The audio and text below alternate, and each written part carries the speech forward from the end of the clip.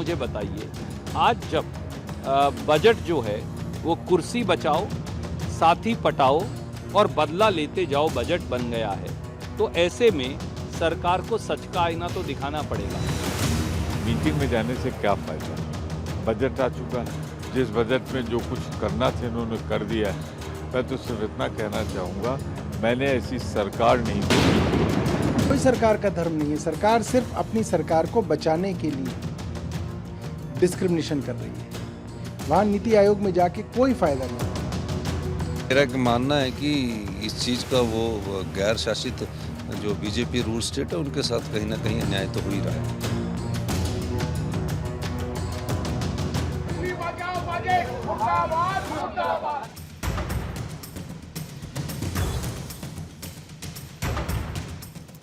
नमस्कार, आप सभी का स्वागत करती हूं भारत 24 पर। मैं हूं आपके साथ पूर्णिमा मिश्रा। शाम के 6 बज चुके हैं और वक्त है दहाड़ का।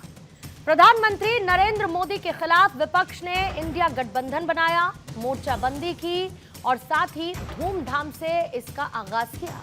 लेकिन जैसे जैसे 24 का रण नजदीक आया, वैसे वैसे सहयोगी खिसकते चले गए। सबसे पहले सूत्रधार नीतीश कुमार, फिर जयंत चौधरी जैसे साथी भी टीम मोदी का हिस्सा बन गए। एक नाम जो कहने को तो इंडिया गठबंधन का हिस्सा है, लेकिन उनकी वजह से विपक्ष की हर बार खिल्ली उड़ाई गई। हम बात कर रहे हैं ममता दीदी की, जो कि पीएम मोदी की अध्यक्षता में कल होने वाली नीति आयोग की बैठक में शामिल हो रही हैं।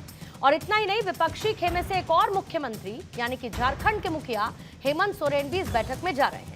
ममता और हेमंत सोरेन का फैसला विपक्ष के लिए फजीहत का सबब तो है ही, साथ ही सवाल यह भी है कि क्या कांग्रेस विपक्षी दलों को एकजुट करने में नाकाम रही है। इस मीटिंग में कांग्रेस शासित 3 राज्यों के सीएम शामिल नहीं होंगे, जिसमें केरल है, तमिलनाडु है और पंजाब के मुख्यमंत्री भी हैं। लेकिन सवाल यह भी है कि आखिर ममता बनर्जी बार बार विपक्ष की रणनीति को पलीता क्यों लगा देती हैं। आपको याद होगा, इससे पहले ममता ने लोकसभा चुनाव अकेले लड़ने का ऐलान कर दिया था और वो इस पर कायम भी रही। दरअसल विपक्षी पार्टियों ने केंद्र सरकार पर बजट में भेदभाव करने का आरोप लगाया। आरोप ये लगाया कि उनके राज्य को नजरअंदाज किया गया और इसी बात को लेकर विपक्षी दलों के मुख्यमंत्री इस बैठक को बॉयकॉट कर रहे हैं। लेकिन ममता बनर्जी ने फिर से एक अलग रूट लेकर विपक्षी खेमे की फूट को उजागर कर दिया। आज इसी मुद्दे पर दहाड़ में करने वाले हैं चर्चा, लेकिन उससे पहले ममता बनर्जी ने क्या कहा, साथ ही विपक्ष के कुछ नेता क्या कह रहे हैं, सुनिए इस विरोध को लेकर।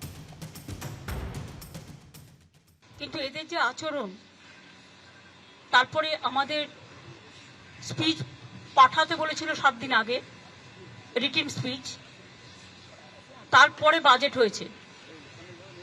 বাজেটেও যেভাবে বাংলা সহ অপোজিশন স্টেটগুলোকে টোটাল বঞ্চনা করা হয়েছে, বিমাতৃসুলভ আচরণ করা হয়েছে, তার জন্য আমরা এই ডিসক্রিমিনেশনটা, এই পলিটিক্যাল বায়াসনেসটা মেনে নিতে পারছি না। भारत सरकार ने माना है कि आपदा आई हुई है। भारत सरकार ने माना ना, तभी बोला उन आपदा प्रभावित क्षेत्रों के लिए तो दे रहे हैं। अगर कांग्रेस की सरकार है तो हम भी इस संघात्मक ढांचे के हम भी एक राज्य है और हम चाहते हैं कि वो हमारी इस बात को रखे और अगर आप और हमारे साथ चले। मेरा मानना है कि इस चीज़ का वो गैर शासित जो बीजेपी रूल स्टेट है उनके साथ कहीं ना कहीं अन्याय तो हो ही रहा है। नीति आयोग के अंदर नीति बननी चाहिए। यहाँ तो नीति है ही नहीं, कोई सरकार की कोई नीति नहीं है। कोई सरकार का धर्म नहीं है, सरकार सिर्फ अपनी सरकार को बचाने के लिए डिस्क्रिमिनेशन कर रही है। वहाँ नीति आयोग में जाके कोई फायदा नहीं है। हिंदी की कहावत है, छाछ तो बोले सो बोले, छलनी भी बोले जिसमें 1000 छेद।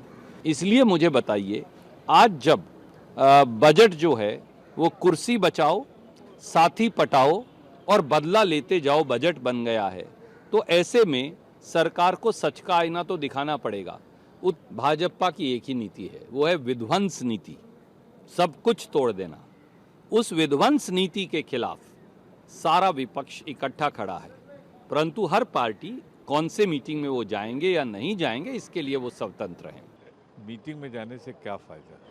बजट आ चुका है, जिस बजट में जो कुछ करना था इन्होंने कर दिया है। मैं तो सिर्फ इतना कहना चाहूँगा, मैंने ऐसी सरकार नहीं देखी जो गरीब विरोधी हो, मजदूर विरोधी हो, नौजवान विरोधी हो, महिला विरोधी हो।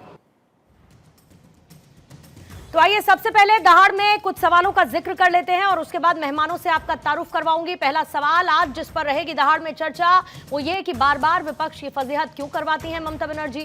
क्या ममता और हेमंत सोरेन ने विपक्ष को झटका दे दिया है? क्या नीति आयोग का विरोध संघीय व्यवस्था पर चोट है? क्या विपक्षी पार्टियों को एकजुट कांग्रेस नहीं रख पा रही है? और क्या गैर बीजेपी शासित राज्यों से केंद्र ने भेदभाव किया है? क्योंकि ये आरोप बड़ा है, ये गंभीर आरोप है और दूसरी तरफ जो विरोध किया जा रहा है, बहिष्कार किया जा रहा है, उसका आधार भी यही है।